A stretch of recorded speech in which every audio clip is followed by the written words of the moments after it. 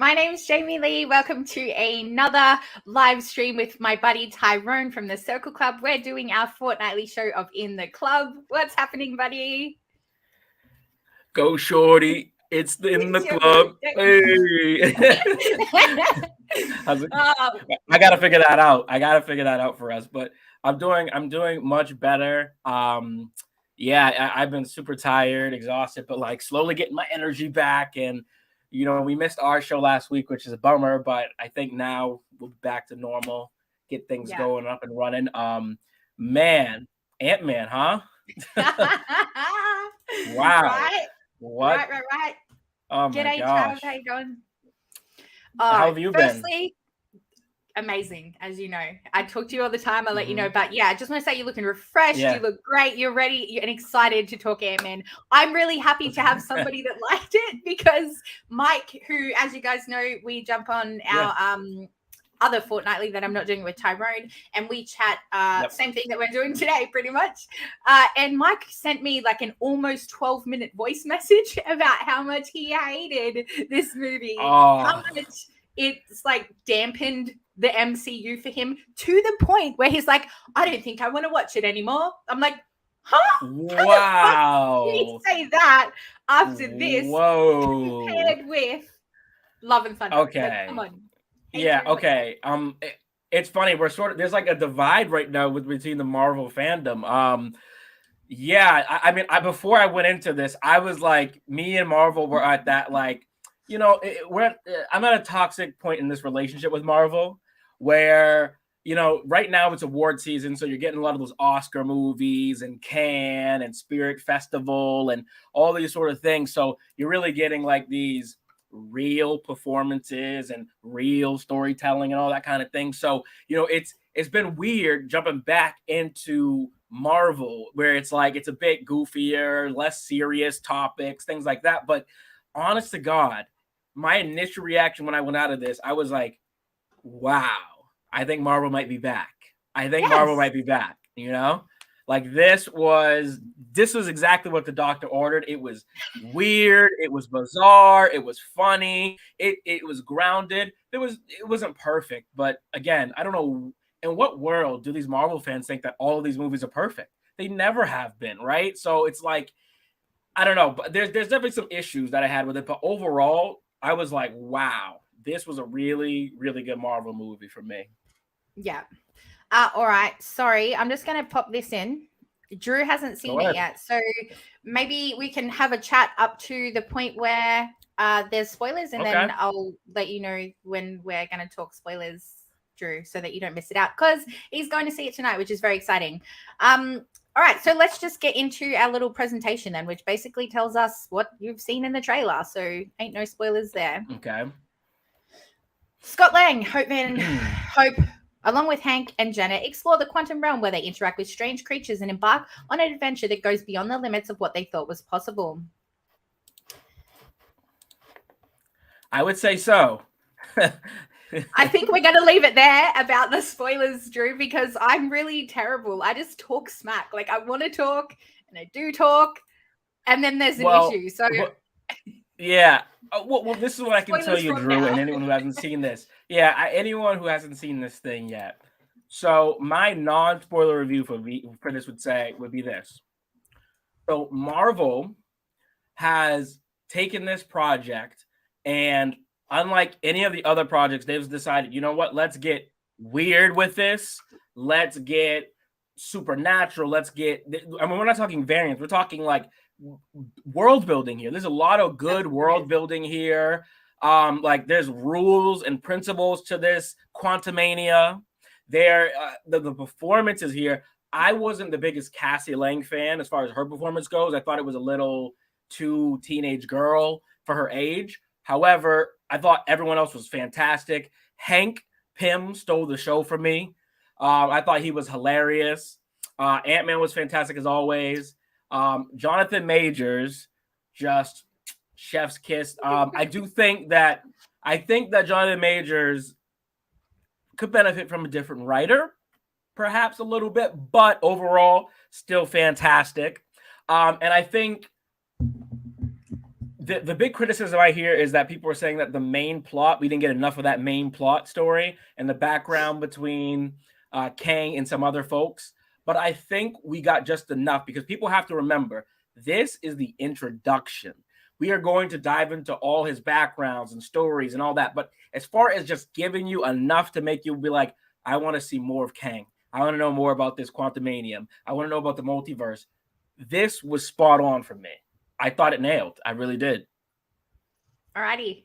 That's my non-spoiler review. Yeah, I hope that's good enough for you, Drew, because I can't do it. I just don't know how people do spoiler free, because I just have so much to say and I talk so much shit.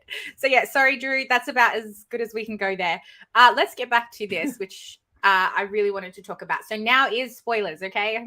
Maybe I should put that in the little banner there. I just put it in the chat. Yeah, good lad. Okay, so character-wise, you said you weren't a fan of Cassie. Yeah? Yes. So I mean, I liked what they were trying to go for with her, but I think there was just a couple moments where, you know, like when Scott is pulled back and she's like right in front of him, she's like, Dad, no! But it's like she just fought MODOK and she just like sort of like did all this badass stuff with the suit, and it's just like, I get it, you know, it's just you see your parent right in front of you, you're gonna be emotional, but like it just felt a little young for who I think this character is supposed to be. But I mean, overall, I thought like the whole family just felt like The Incredibles or something to me.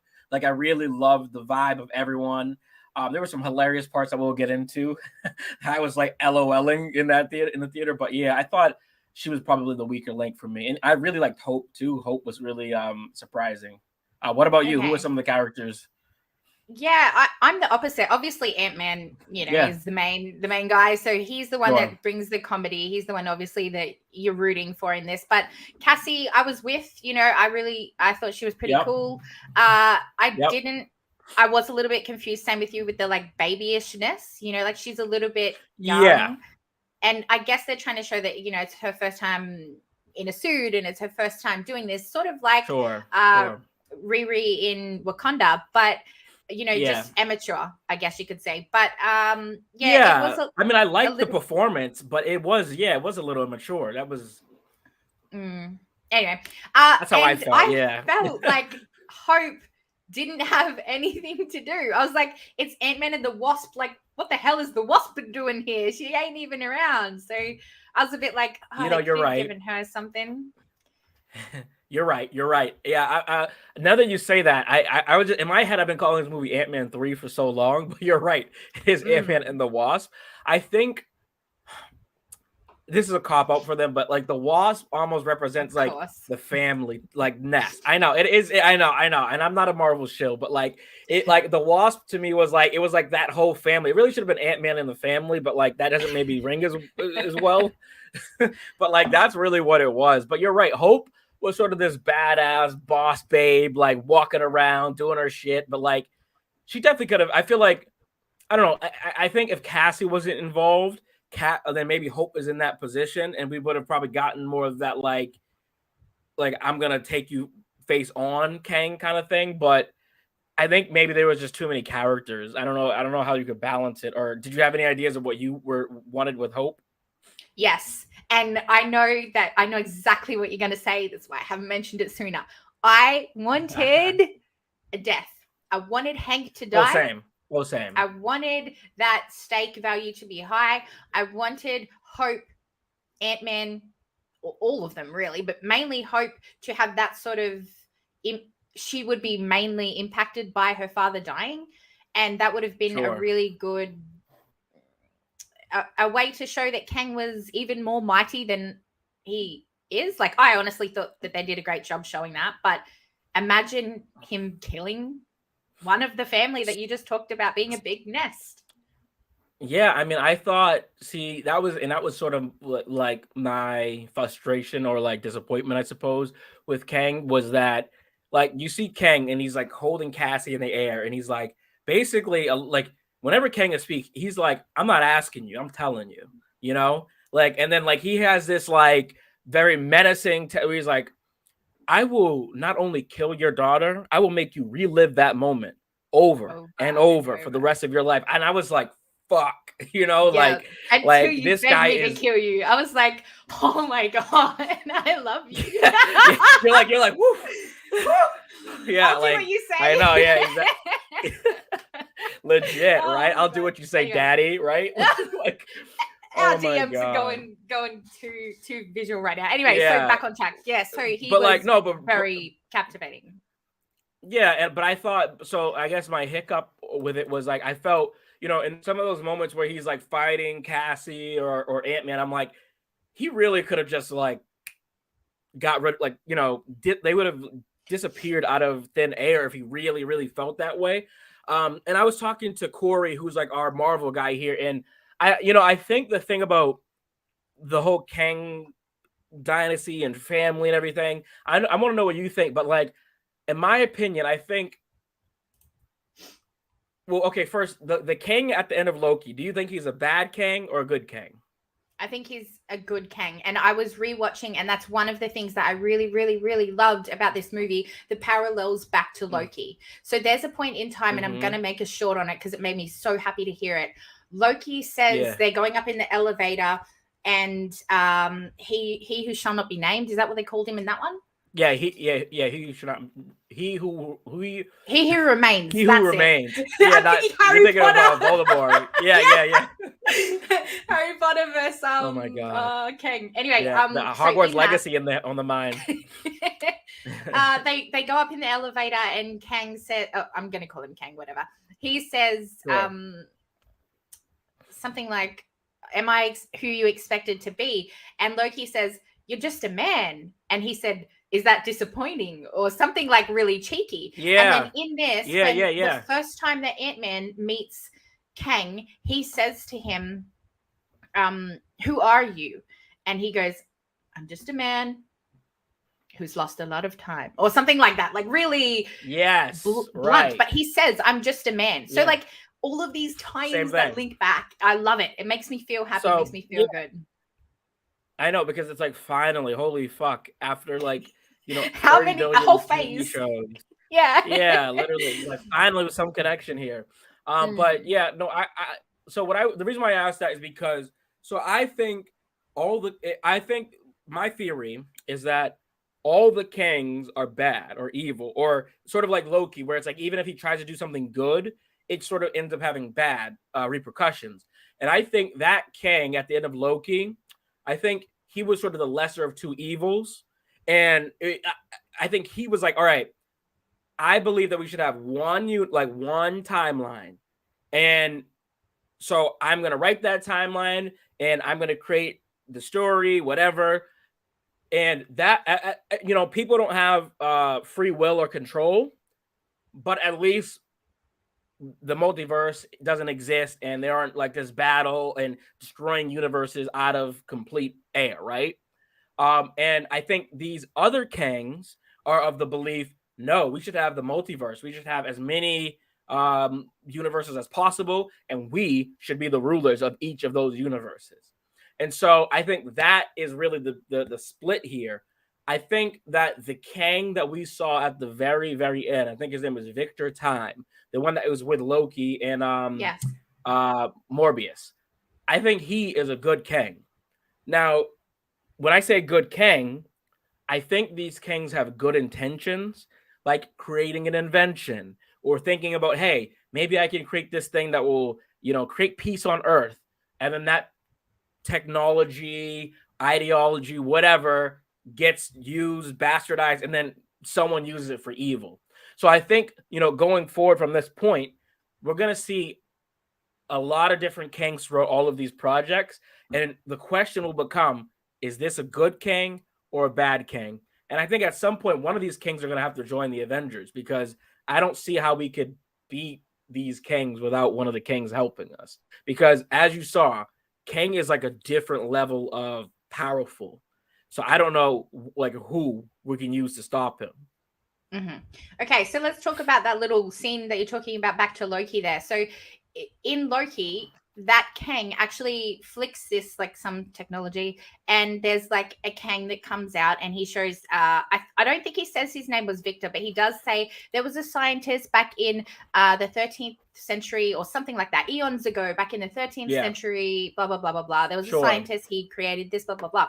So again, maybe it's not, maybe I'm just reading too far into it and that's not related at all, but I thought, oh my gosh, again, this is linking into what the first Kang told us, that he's pure of heart. You know, they're all villains. He literally said that. Loki's a villain. Sylvie's a villain. He is a villain. They are all villains in their stories, regardless of what anyone says. But he is pure of heart, whereas others are not so much. And I agree with what you're saying, that they're all bad and they're all just want to live their own little worlds. But in this movie, Ant-Man, the Quantumania one, the Quantumania Kang, he said the timeline, the multiverse is broken.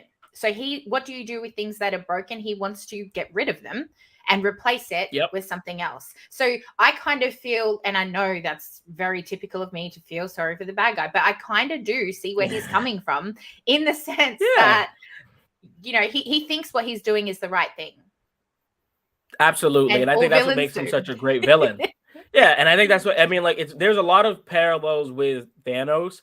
Like, Thanos was sort of like, half the population has to go. We don't have the resources. I'll lose people. You know, you'll lose people. It is what it is. But like, this is what we need for the universe to continue. Kang looks at it almost like, I'm going to get to decide which of these universes get to stick around, because some of these universes are worse than the others. And I think we don't know why he was ostracized or kicked out from the other Kangs. But I imagine they were scared of him, he said.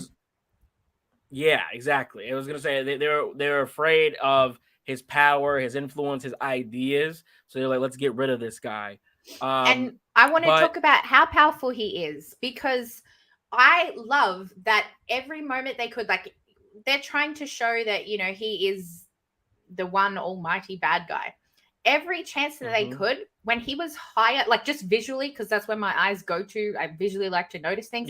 Every chance where he was above people, he came on their level. He was sitting on his throne. And when Janet came in as a prisoner, as somebody who is lesser to him, they brought him down to be on her level and on the same page to say, what did you see when you touch my mind? Or like, any time that he talked to any of them, he was always superior in the way that he spoke, but he was never visually higher or better or stronger than the other person. I loved that. It made it so more threatening as to what he was saying, you know?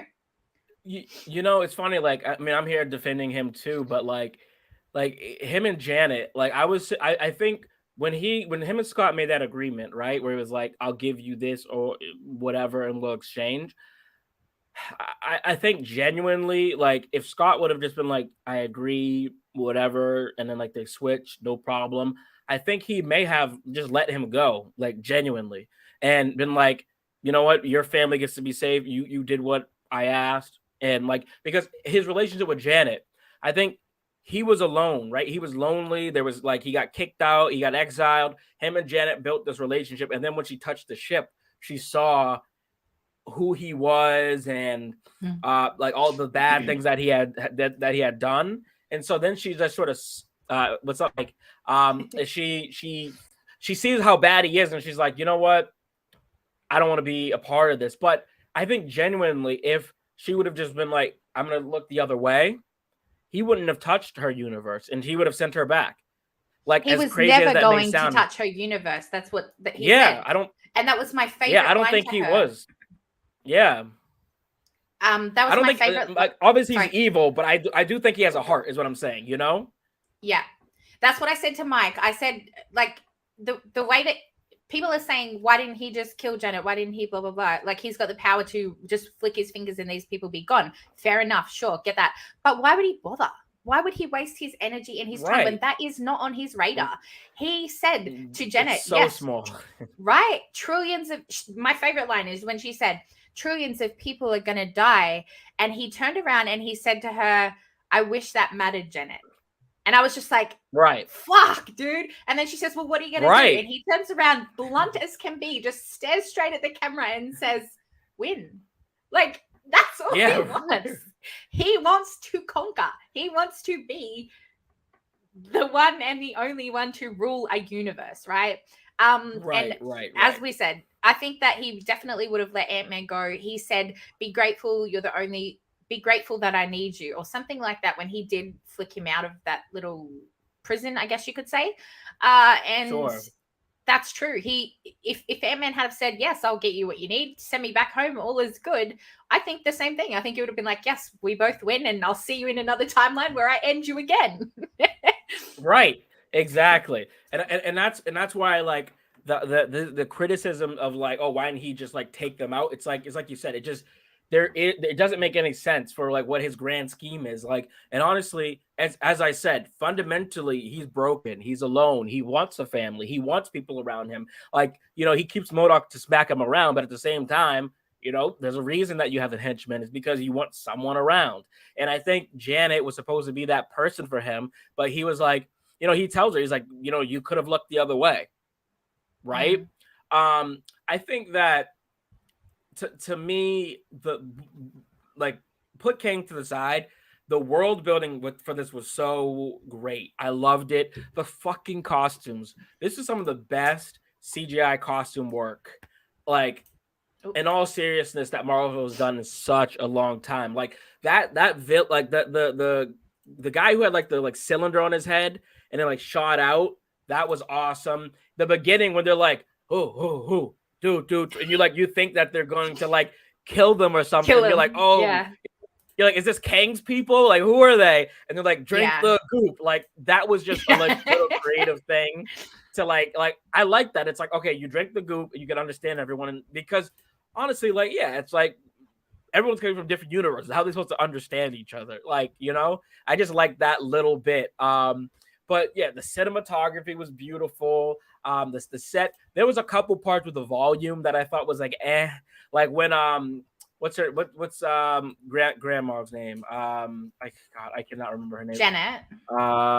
Janet, thank you. When Janet is like, she finally gets him a ride in the beginning, I thought that looked like, you could see that it was like the volume, and it was just, I didn't love that, but I thought the costumes and everything were like fantastic. What did you think about just some of these different diverse looking creatures and world?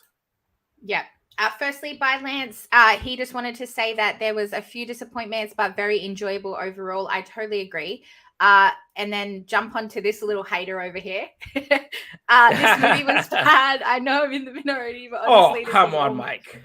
Not Thor: Love and Thunder at all. Can't speak. Not on. Thor: Love and Thunder. No. I wouldn't go that far, Mike. Come on. I mean, yeah, it wasn't perfect, funny. But God, my God. I love this scene too, where like, I love the little sexual scene where they're talking about where Janet's like, yeah, I had needs. I was down here for 30 years. And you're just like, damn, Janet, like, come on. So did she get with Kang or just old both, mate? I bet. Yeah. Lucky but then Hank goes, yeah, it was 30 years. I had a couple women myself, but they weren't you. And you're like, oh, okay. Smooth, dude. You dog. Smooth. Yeah. I loved Hank, man. I didn't. Nah. Michael Douglas, I just don't feel him. Sorry. Oh, no, go ahead. I just don't find, he's one of these people that, as an actor himself, when he's trying to be funny, I'm like, yeah, is that supposed to be funny, or are you trying to be serious? Like, he just has this, he can't blend his humor. It's so blunt. Totally. That is exactly what it is. It's like, it's so dry. It's so dry. Yeah. Mike was saying Hank Pym asked for a drink at the Star Wars inspired bar, asking for something that will get him drunk, yet he never gets the drink. What was the point? I mean, Mike, that is such a little detail, man. Like, no, you know what I mean? Like, it's no, they do get the drink, because remember, he does. I know, so that they can hear the English. So they do, Mike. Just hating there, little petty. I know exactly. I know exactly. But I was gonna say, like, Mike's being, you're being a little. Come on. I mean, like in the grand scheme of things, what we saw there. In the grand scheme of things, what we saw, yeah, you're totally gonna have your own opinion, but like. The criticism I have of this movie is some of the writing, some of the jokes are corny. Like, for example, when MODOK and Cassie are like fighting, and then she's just like, you're a dick. Like that was just awful to me. But like, cheesy. Hey, criticizing don't be about a the dick, drink. Darren. You know, there's you got to pick and choose at Marvel, man. You got to pick and choose. Like you can't. They never allow you to go a whole movie without hearing something stupid. You know what I mean? Like, as for the cinematography, I'll move on from that. Everyone's entitled to their opinion. Yeah. Mike's good. It's fine. So it was very Star Warsy. Mike is great. I love you, Mike, but you're wrong. Nah, jokes. So yeah, I thought when they were building that world of the quantum realm, which don't get me wrong, I did feel like, oh, that takes forever. Hurry up and give me Kang. I felt like it was beautiful. I thought it was beautiful. Like the way that they set up the world, it was weird. It was wacky. It was Star Warsy. They introduced us to these characters that were weird, wacky, and Star Warsy. Like I liked it. I felt like they did a good job. People are complaining about the CGI.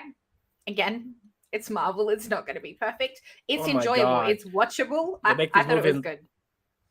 They make these movies in like literally like 15 months, guys. Like, I mean, be realistic. Like the like what like you have to. This is why, like I say, when you go in these movies, like have a little drink, you know, be a little buzz or something. I don't know. Like you have to go into these movies like this is fun. Like the point of a Marvel movie is to like unlock that inner child, and to just like enjoy these things. And it's silly. Like you like I don't know. Like, the reason I go and watch these movies, I'm like, I'm not taking them super serious. I'm just like, I want to just be sort of entertained, bring me around, like spring me along, have some good action sequences, some funny moments, cool designs, cool costumes. And I think they did that. And I think, you know, yeah, everything always gets compared back to Star Wars or whatever. But I think the difference with Star Wars is like, if you look at like, the moon or this or like these creatures or like the house, the buildings are actually animals. Like they played with some like just very basic concepts to me that Star Wars does not play with or lean into completely. Like, so I thought like they got a little bizarre and weird with it, you know, and like to me, it's very rare that you see in like a Marvel or a blockbuster movie where they get super weird like that and like have these weird visual effects and things like that. So I loved it. I didn't love the whole movie, but I thought as far as like the look, the cinematography, like give me a break. I mean, like we talk about visual effects and CGI every single time. Like this is always the thing that everyone goes to, and it's just so lazy. I'm like, okay, like yeah, the visual effects aren't perfect, but also look how much visual effects we have here. Like, and you know, like it's like they really tried to build this world up, you know, and show us what the quantum realm was. Do you know what I mean? Like more so than the last time. I feel like we were really in this world this time, and I really liked seeing it and the way that they built it up. I thought it was really, really good. Yeah. What was the other thing that we were talking about? Oh, the audio. You said about the audio. So I've watched this twice now, and then I went back to record the trailer to put on this thing. And I was like, wow, I don't know who edited the trailer, but the trailer sounded terrible.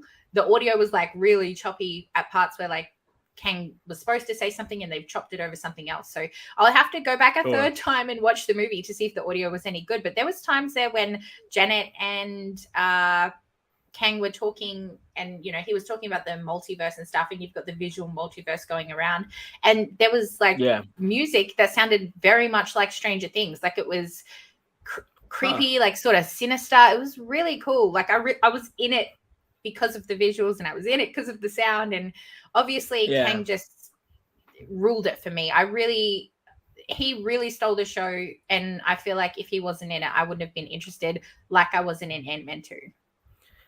Yeah, I think, you know, the criticism that I'm hearing a lot of too is people saying like, you know, they didn't do enough with Janet's story and Kang in the background there. I feel like this is another issue that people complain about, that I'm just like, do we need everything handwritten? Like when they do that, right? Exposition, they're just talking and talking. People complain that, oh, like, why don't you show us versus talk.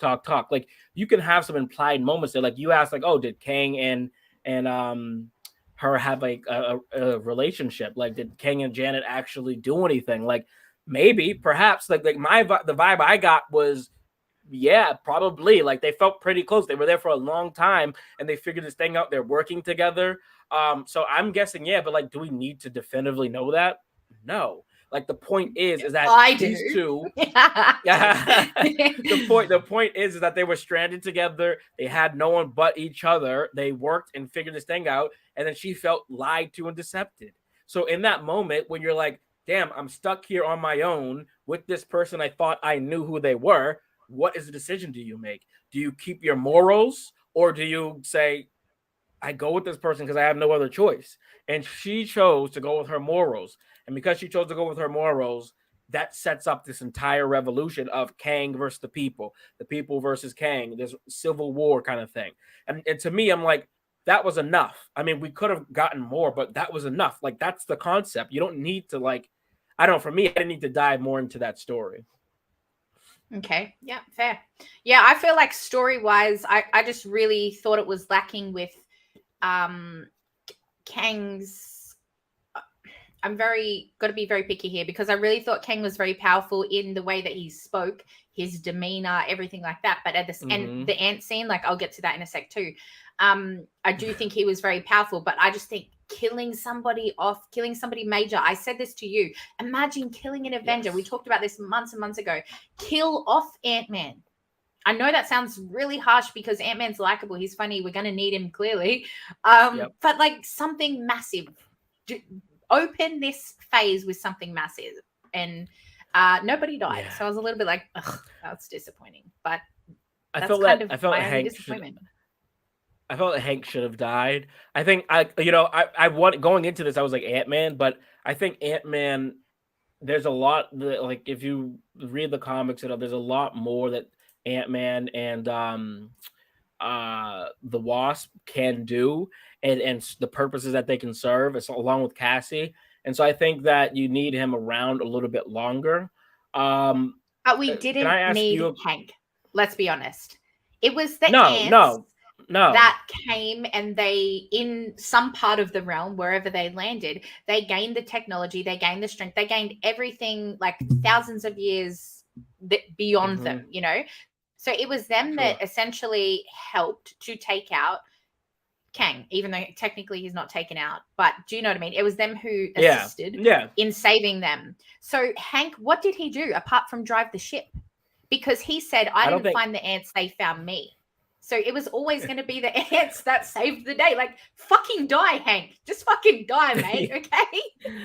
Yeah, I needed a death. I really did. I think killing Janet would have been like, that would have hurt too, because someone needed to die. That was, like I said, this to me was, they were teasing it, they were showing some of the stuff, but and I loved Jonathan's performance. I thought that they left a little bit of meat on the bone with him.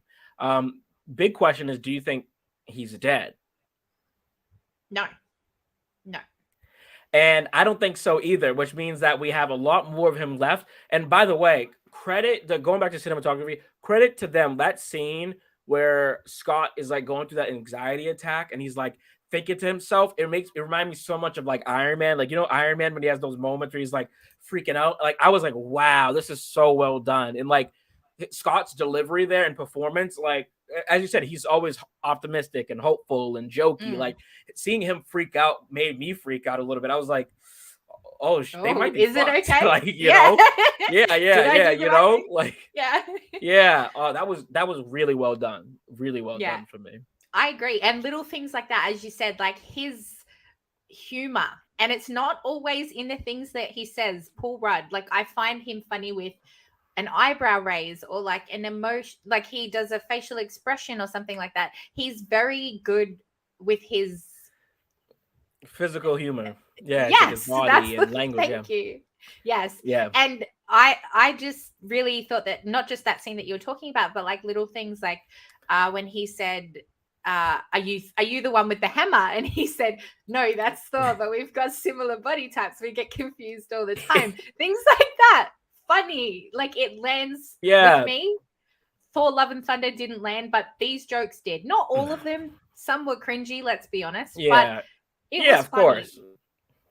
Yeah, I mean, like, I thought the Baskin Robbins thing went on a little too long. I did like the idea that, like, your mind, the deeper you go into the quantum world, your mind starts to split. Like, that's a really cool concept, I think, as well. Just like you start to see them split and go into these different versions of themselves. That whole thing wrapped up a little awkwardly to me, though. But like, whatever. We got on to the next scene. I was laughing because our busy Aussie family said Mike, he was cut off, looked too drunk. Talking about the Drake part. That was funny. But yeah, I mean, like I said, I thought like they mixed it like super well, and balanced it. Question for you again is, okay, who do you think is the most important characters that we have right now to stop these Kangs going forward?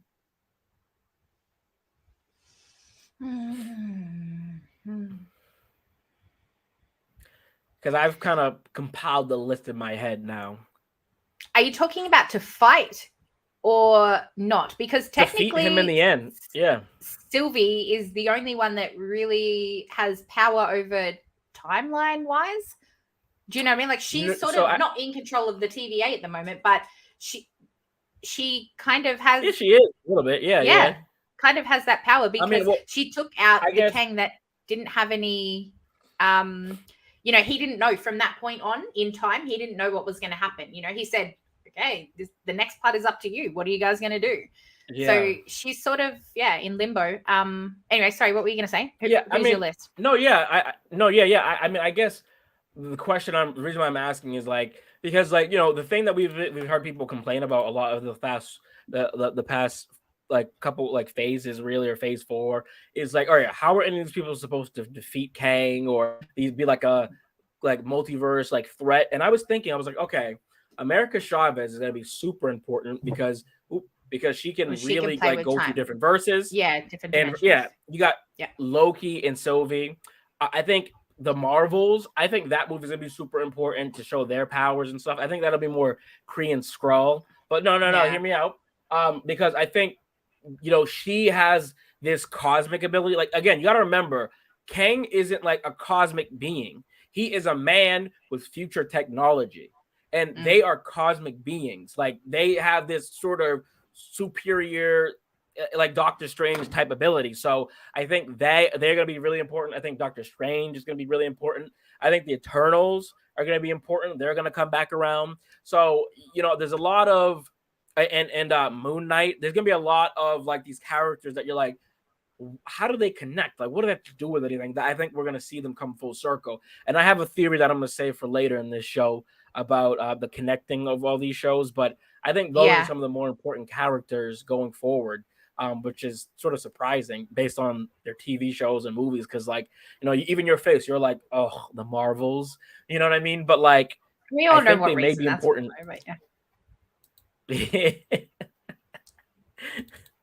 But I like, as you said, what they're gonna link things in. I feel like they're already doing that because they're linking it in with Loki already. In Moon Knight, I was like, this doesn't link to anything. This is bullshit. Like, where the fuck's Jack, whatever. Jake wasn't it? Not Jack. Yeah, I'm thinking of Titanic currently. Jake. Sorry, guys.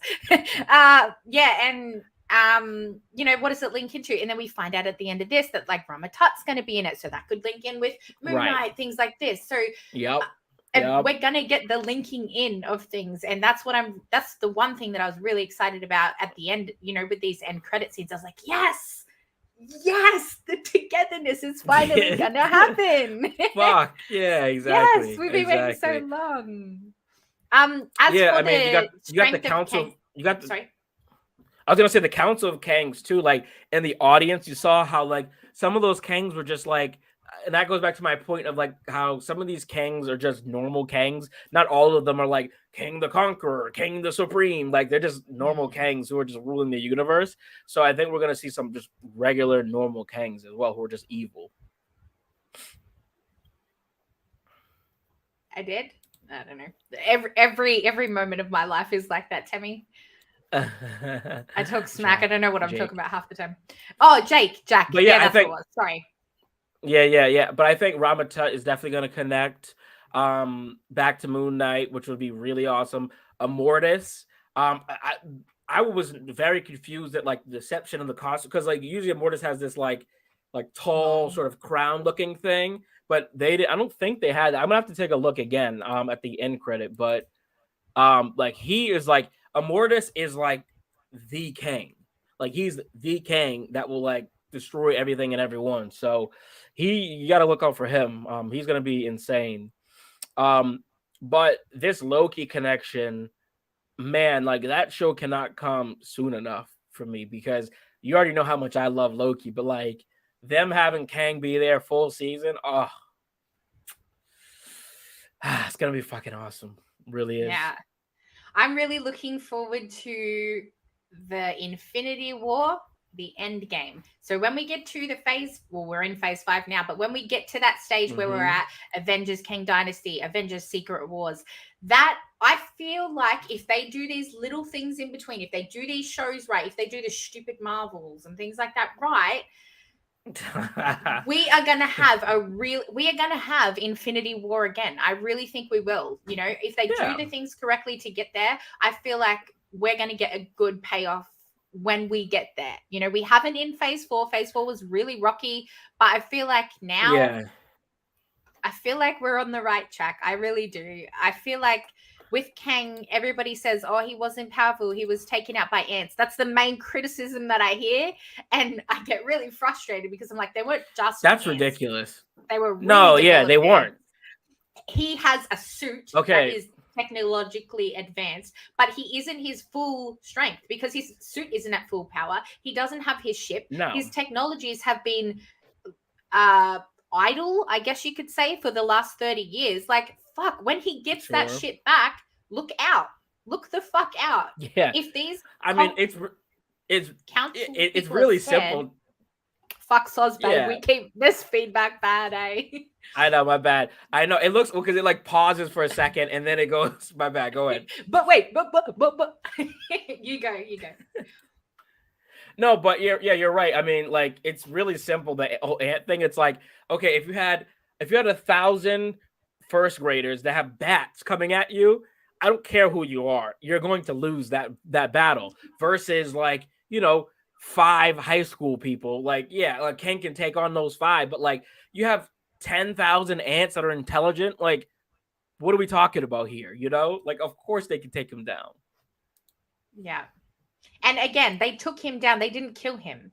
The one thing that I did want to see, though, and this is just the boys springing out of me because I love that shit, but God. I wanted to see something like Kang a little bit getting tested, I guess you could say. Like, I wanted Kang on the ground. I wanted Ant-Man fucking wrangling him. I wanted Hope wrangling him. I wanted Cassie ready to kick his ass. I wanted this tribe of, like, let's call them Star Wars fucking people in the back. Like, I wanted everybody ganging up on this fucker, including the ants. And then I wanted him to like bust out and be like, you can't stop Kang the Conqueror. So I don't know. Right. Yeah.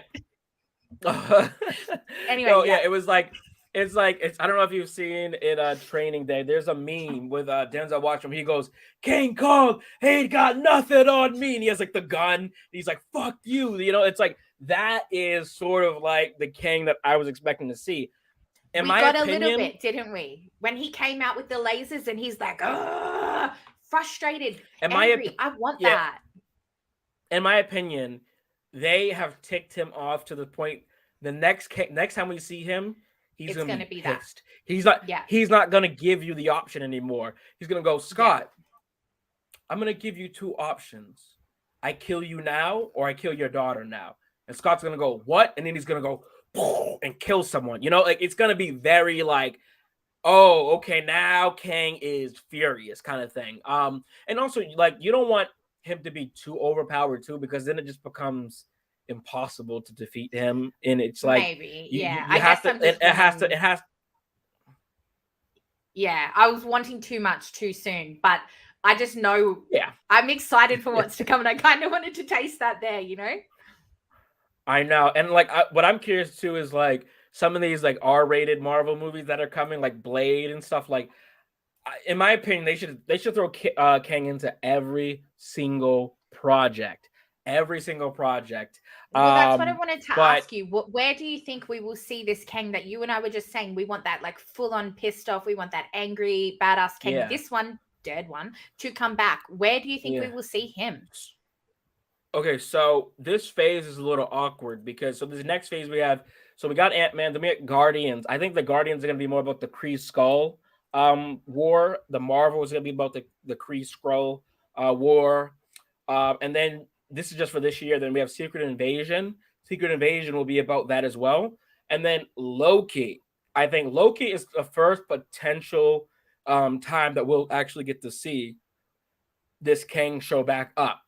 But everything before Loki pops in, I think that's gonna be more about the Kree and the Skrull and the Marvels and Samuel Jackson's character, Nick Fury. It's gonna be about that whole thing before, and then once that sort of wraps up, then Nick Fury's gonna have some tools in his belt to sort of like take on this Kang thing, because right now they aren't ready. They aren't ready at all. I think that's the whole point, is that they want us to sort of get a tease of this. But then you look at like what's next after that, not to jump the gun too much for next year. You got Captain America, New World Order, Thunderbolts, and then Blade. None of those really, I don't see a Kang connection in there. To Kang. Yeah. And then the TV shows, you got Ironheart, that maybe could have something to do with him, maybe. And then Echo, Agatha, Daredevil, I don't see any of those projects having to do with at all. So like I said, it might be a little while before we get some more Kang, other than Loki and What If, and then maybe Ironheart. But it doesn't seem like we will in Ironheart. So I think it might be a while, which I think that's sort of disappointing. But don't be surprised if Marvel has a couple of secret projects that they're not telling us about, or they move something up. I wouldn't be surprised. That's all I can say. I hope so, because I want to see more. And I feel like we're not going to see, I know we're getting Loki soon, but I don't feel like we're going to get this Kang back that soon. It's too quick. We will probably get other Kangs, clearly, because they will try and introduce it before we get to this massive war with the council or whatever, but or whatever they're going to do in between. But yeah, I don't know. I just want to see more. I want to see more of Kang, because I feel like he's bad. I like bad. Yeah, same. And in phase 5, when we get to phase 5, that's all Kang. So they may like, and honestly, like, we're greedy if we're being honest, because like 2023 and 2024, we're gonna get pretty much everything will be about this Kree and Skrull thing, and then from that point on, all Kang. I am of the belief that the Kang dynasty will be about, it'll tell us the history of the different Kangs, and then it'll lead into the whole Secret Wars thing. But I don't know. I think that the Avengers might lose that Secret Wars, honestly. I think they could lose that Secret Wars, and then that's sort of how you get because I think we're going to end up going into a reset, not like a DC reset, but like a reset in the universe of like, okay, now the X-Men are here. Now we have the Fantastic Four. We got Deadpool. We got Blade. We got Miss Marvel. We got America Chavez. Like, there's going to be like a reset of some sort. And we might even get like a couple of variants that are in our universe like now. Iron Man returning in a different multiverse or something. Come back to me, my Iron Man. Yes, exactly. Yeah, I totally. That's one of the things that happened. But I think the Avengers could lose that. Do you think that they're going to lose the Secret War at all? Well, this is what I'm saying to you. I don't think I don't know, maybe they will lose, because technically Kang did defeat them. But I feel like it's going to be like Infinity War, as I said to you. They're going to with these shows and these movies, I don't know which ones, because again, all of them seem to be relating to like not relating to Kang, but I feel like we're going to get the Infinity War. It's not going to be what we know. Like, it's not going to be that, but it's going to be as big of an impact as Infinity War was. And it's going to leave us with, fuck, are these people dead? Like, what's happened? They're going to leave us in that limbo. Because really, at the end of Infinity War, we were like, well, what the fuck? Like, what happened then? And I feel like we're going to get that in, whether it's going to be Kang Dynasty, and then Secret Wars, they come back and they take him to, I don't know. But I really feel like it's going to be big. Secret Wars might be part 1 and part 2 that they were saying too. So if it's part 1 and part 2, fine. But I just think, like, I don't know, like, I get it, but I don't want the first time that we really have the Avengers considering this Kang issue to be in Secret Wars. I would like for it to be like at the end of Captain America per se, he's like, oh dear God, we have a bigger threat than we think we do. Or like, you know, like have Nick Fury like jumping at the end of a credit and go, guys, we have a major problem. You know, like something that like makes everyone tense, like, oh God, something's coming. Or like Miss Marvel or Captain at the end of the Marvels, right? Maybe she sends Miss Marvel back to Earth, but she's like chopped up, bloody, dies, who knows? And then you just have Miss Marvel, she's crying and she's like, they killed Carol, and then it just boom, done. Like, I need something dramatic like that to like kind of show, like you said, like Kang will destroy anyone and anything. Like, that's what I think you're right, we're missing, is that like that element to it, to be like because if Kang sort of seems like the type of villain who's like, he's not gonna just kill you, he's gonna wound you, kill your friend, send you back home with that friend's head, and then make you like, this is a warning, you know? Like, that's sort of the Kang that I don't think. I don't think so. I think that he only will do that if you piss him off. Like what we were talking about before with Scott. If Scott had have said yes to him, all would have been good. But he's like, do we have a deal? And he turned around and he said, no, I don't think we do. And that's when he like just literally like flick of the finger and your whole fucking body is out of control. I mean, to be fair, that... Yeah. Anyway. Yeah. Oh, fucking hell. Anyway, but... what was I saying now? I'm really distracted by those visuals. Because you're saying how like you flipped.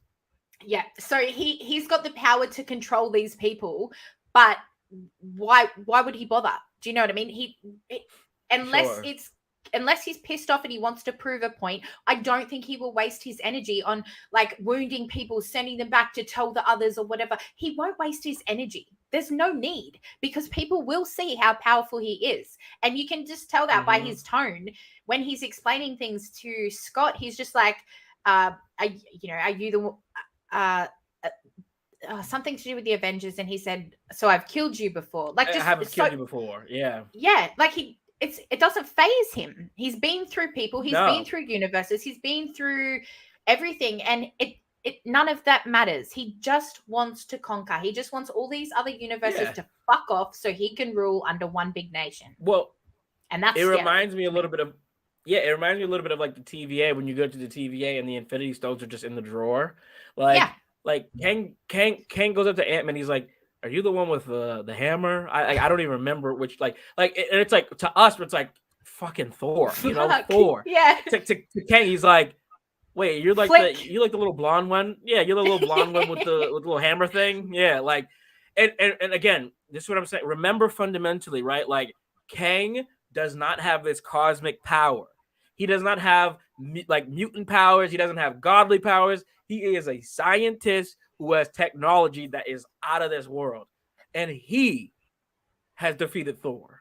So like, that's what I'm saying. Like, to me, that sort of line is like menacing. It sets the tone like for the whole universe of like, yeah, Kang is scary, and he can be scary if you cross him. But I think, like you said, you're right. I don't think he would have if Scott would have just, you know, I thought what we were going to get in this movie, truth be told, is Scott was going to just do the deal. He was going to free them, and then Kang would have been like, when he went back home, he would have been menacing, whatever, and then Scott would have felt responsible, sort of like an Iron Man type movie where like he's depressed because of a decision he made, he can't live with it, and then he's like, we have to like do something about this kind of thing. We didn't get that, obviously. He didn't get released, but I don't think he's dead, as we said, either. So I don't know. We'll see where he shows up next. I think the earliest he could possibly show up is in Loki. The earliest. And I think he will, but it won't be this Kang. It won't be the Kang that got sucked into that sort of what did you call that? Like an engine? Like a Quantumania. Yeah. Us with our science. Woo woo. Whatever it was. Yeah. He got sucked into that. And so I think, we're gonna see little bits of pieces of him, probably maybe in Miss Marvel, or whatever they're calling it, the Marvels now, because we know now that they're gonna have the sort of three with the bracelets, you know, they're going to pop in and out of each other's worlds. So, you know, Carol might come across Kang's sort of like Janet did. Yeah, maybe with but it's definitely going to link in, as you said, with what's her name? Not Miss America. America Chavez.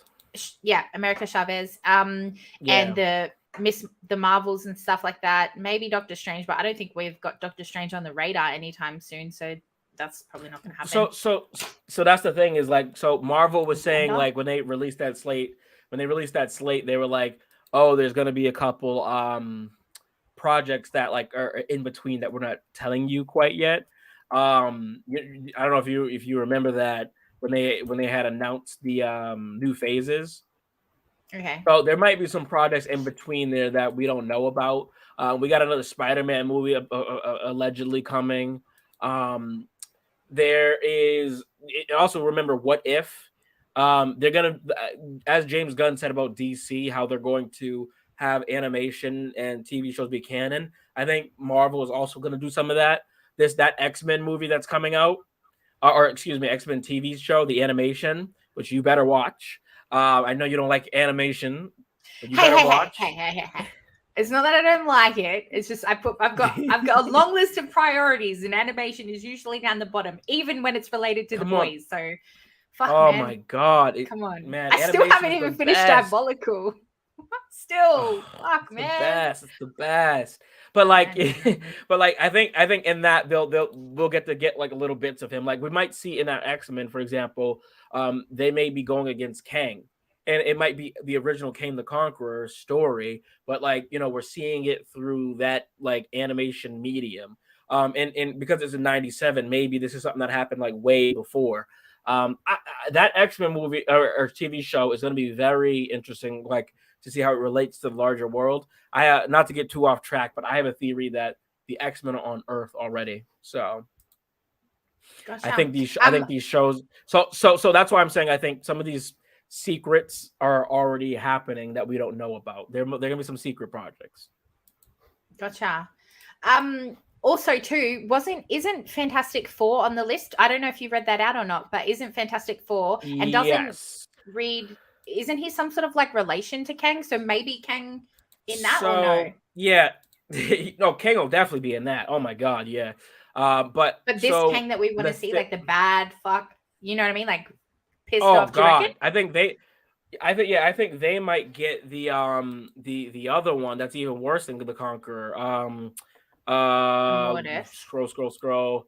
The Immortus. Yes, thank you. I think Immortus might be in that one.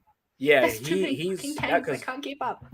I know that Immortus is like, at least from the comics that I've read, like Immortus is so powerful that he literally like he'll do this thing where he like takes his hands and goes, and like there'll be like animals and creatures and worlds coming out of his hands. Like, and I don't know if Marvel will go that route where it's that intense, but like he literally controls time, multiverse, all that. Like, so that one you're gonna need them. But so I guess the Fantastic Four thing that you were asking, Reed Richards is a descendant of Nathaniel Richards, and Nathaniel Richards or Iron is the end Lad credit scene guy?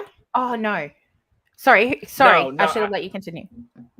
No. You're fine. I think that so Reed Richards is the Mr. Fantastic stretchy guy, right? But Nathaniel Richards, I think, is his father. Yes. So Reed Richards is the son of him. Now I don't know how they'll do that whole thing because Kang is clearly black and and Reed is white. But maybe in the future that stuff doesn't really matter. I don't know how they'll do that. But like as far as comic lore goes, yeah, Nathaniel Richards is his father. Okay. Sorry, I was jumping the gun there because I remember at the end of that credit scene, it was like Victor, and I thought it was Victor Richards, but maybe I'm probably Victor. reading the wrong I think it was Victor. Yeah, I think it was Victor Timely. Victor Timely. Okay. The one with the Loki. Yeah, that one's Victor Timely. Yeah. Again, too many I can't fucking keep up. But I'm really excited. And yeah, we're definitely going to see a shitload more Kang, which I am so down for because I love it. Totally love it. Okay, so let me read this very, very quick line about Nathaniel Richards. It says, he is the father of superhero Reed Richards, a founding member and the leader of the Fantastic Four. He is the namesake of his descendant, the futuristic villain known as King the Conqueror. Unlike his descendant, the original Nathaniel is more of an adventurer who has a genuine love for his son. So, does that make sense? So, I guess Nathaniel Richards is the father of Reed Richards, and King the Conqueror is that Nathaniel's father? Like it's sort of confusing, like like it's yeah, like that, I mean, I'll put it in the chat so you guys can sort of like play around and figure that out. But like that language is sort of confusing. But as far as I think of it, that's how it works. That like that Kang is grandpa essentially. Kang is daddy to me, and that's all that matters, mate. Anyways. I'm getting so off track with this stream. God. I'm so sorry, anybody that's you're great. No, this is the best. No, you're the best. Okay. You're the best. Let's jump back into Ant-Man. I'll pay you later, bros. Anyway, so this movie, honestly, I really don't understand the hate for it. There's so much hate for it, and I don't understand it. I feel like this was a solid start to the MCU. It wasn't perfect. Yes, I wanted to see people die. Yes, I wanted to see Kang like getting demolished like fucking Homelander was in The Boys, you know what I mean? And then just bust out and show everyone how good he is. Anyway, there's things that could have been changed to make it better, sure, but overall I thought the characters were fun. Apart from freaking Hank, I thought it was funny, lines in it. You said the Baskin Robbins thing went on a little bit too long, but like if you look at the history of that sort of stuff, that was his first job. And if you look on the wall, there's like the poster of him, and instead of being like employee of the month, it's like employee of infinity or something like that. Like that was fine. That was fine. I was talking about when they would go in like that micro universe, and then like they kept bringing that like when there was like a billion Scotts, and then they brought the Baskin Robbins one back, and they kept bringing. That's what I was talking about. Okay, but I really liked that scene because it got the point that what did all of them Scotts want? To protect Cassie, and that's the point of it. Like what is his momentum? What is his inspiration? His daughter, that's anyone's inspiration, let's be honest. But it just showed, I guess, the stakes. But again, maybe that could have been emphasized a little bit more by showing Cassie I agree with you, honestly. No, I agree with you. I think like seriously, I like you can sit here and critique this movie all day and nitpick and stuff, but like I really thought that the intention of everything that they did, it felt it made sense for this movie in particular. It felt that it made sense with Scott's character, and like you said, even there, it's like, can like a joke take you out of like the seriousness of what's going on? Yes, but that's what Marvel always does. So it's nothing new. So every time we complain about these things, it's just like, I don't know. It's weird to me because I'm like, they've always done this. Even like the movies you love, Iron Man.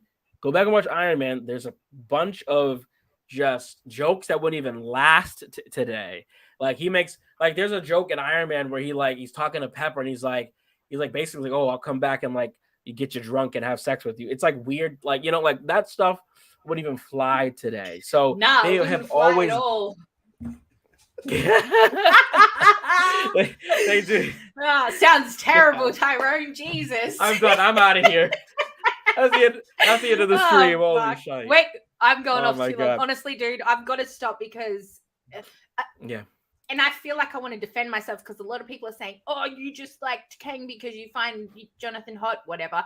Valid point, I do. But I also think... Valid point, I do. I'm not going to disagree with you here because I do find him super attractive. I got an early screener for Creed and I turned it down. And then I was rewatching like the trailer and I was like, oh, the fuck did I turn that down for? What is wrong with me? Anyway, instant regret. Anyway, my point is, I think personally, he, as an actor, he is fantastic. in Loki, we got to see that sort of quirky, funny, jumping on the tables, being silly, check out how big my nose is, like really taking the piss Kang. And that was great to see. Yeah. But then in this, I'm glad somebody laughs at my jokes, Tammy. That's good. In this, we got to see a powerful, blunt, and sort of serious Kang. So, and just, the change in his demeanor, personality, the way that he acts it, fantastic. I'm excited. I'm very excited. I can't wait. So give me more Kang and let's go, you know, like, and it sucks because I don't know when we're gonna get that next Kang, but dude, like, this worked for me. I was excited about this. I loved it, and I got it. I like on my score ranking, I would give it, this movie, probably a 3.8 out of 5.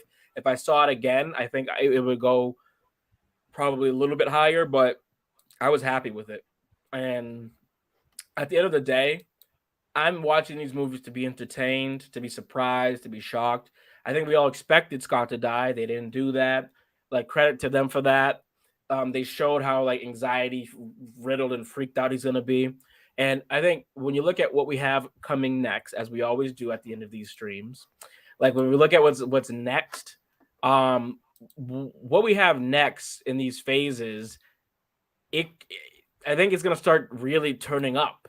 I think we're at this point now where, like, the phase, like, okay, all you're going to be doing is thirsting for Kang. You're like literally and physically, metaphorically, but like, you're just going to be like wanting more and more. We just need to end this fucking stream. You're going to be wanting more and more of Kang. Like, you know, like, so like in 2023, like I said, we have Guardians next. Who, God knows who the Guardians are going against or what that's about. I have no idea what that's about. I'm just gonna go into that blind. It looked really cool. I think James Gunn is the man, but I don't think Kang's gonna show up in that. Do you? Nope. And then we have the Marvels. Now, he could have in an end credit, but like, I don't think so, because the stuff with Nick Fury is going on there. So I don't think we'll see that.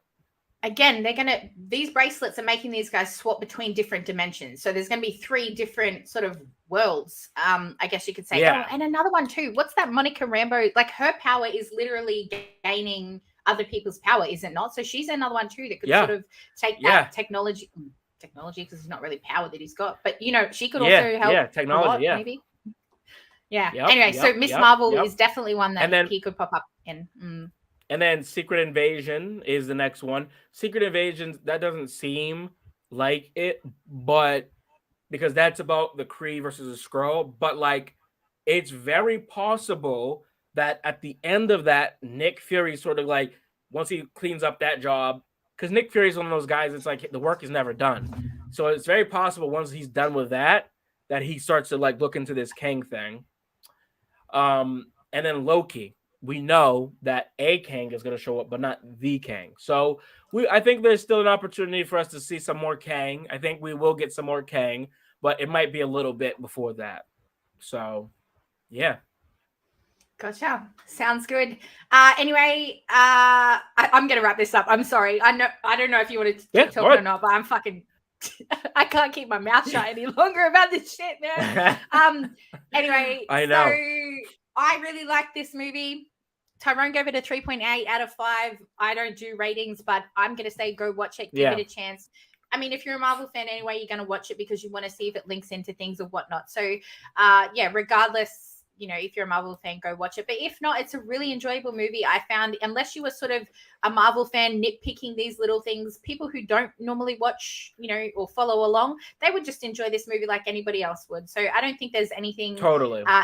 Any hate or the hate that it's getting, I don't think is warranted, to be fair. Little things could have been fixed, sure, but overall it was a good start to the introduction of Phase 5, and definitely a different take on the Kang that we were introduced to. And my theater really enjoyed it. Like, I think, you know, people sometimes they say, oh, can I wait for streaming or should I go to the theater? But I think this would be one that you would enjoy more in the theater. I think enjoying this with other people makes it a little bit more fun. So I would say go to the theater to see this one. What about you? Yeah, for sure. Same. Even the cinematography, like we said before, like that sort of world building and those pictures, I'm not getting them back up now, but all of that looked really good, and it looks good to see that on a massive screen and just hear the sounds and just have that experience in the cinema. It's good. Well, Miss Jamie Lee, thank you for having me on as always. We'll do our show next week. I think maybe Saturday my time. We'll figure that out soon. I'm doing I'm taking a little vacation. And as far as what's going on my channel right now, if I could plug, I've been a little bit dry, dealing with some health issue things, but the Circle Club is coming back hotter than ever. And make sure you guys subscribe to Miss Jamie Lee of In the Front Row. She's fantastic. Got some great interviews and all that stuff coming up. And like, she just like, whenever I am feeling like just, I haven't caught up with this show or a movie, I'll listen to Jamie. Honestly, a lot of times, Jamie Lee, I'm listening to you while I'm doing while I'm cleaning, doing the dishes or laundry or something So you're always in my ear. Stop it. Yeah. So if anything, like, definitely use her for that. To be in your ear, like the ants from Ant-Man. Anyway, great plug. Good things coming. Did you even plug your channel just then, or did you just suck up my ass, dude? Yeah. Anyway, you don't need to, like if you guys like this, then check my channel. But it's about Jamie Lee and In the Front Row for me. Oh, dude, I'll pay you later. Anyway, so yeah, Tyrone's got lots of cool stuff coming up on his channel, and of course, I'll be doing my reviews of The Last of Us. So make sure you stick around tomorrow to hear my thoughts on that as well. Very exciting, and hope you guys have a good day. Thank you so much to the people tuning in the comments. If you are watching after the fact, go through the comments and subscribe to every one of these guys because all of them are fantastic. All of them are amazing. And if you're watching after the fact, thank you for coming back and watching after the fact. And we will see you in the next stream. Have a good day, guys. Bye. Bye.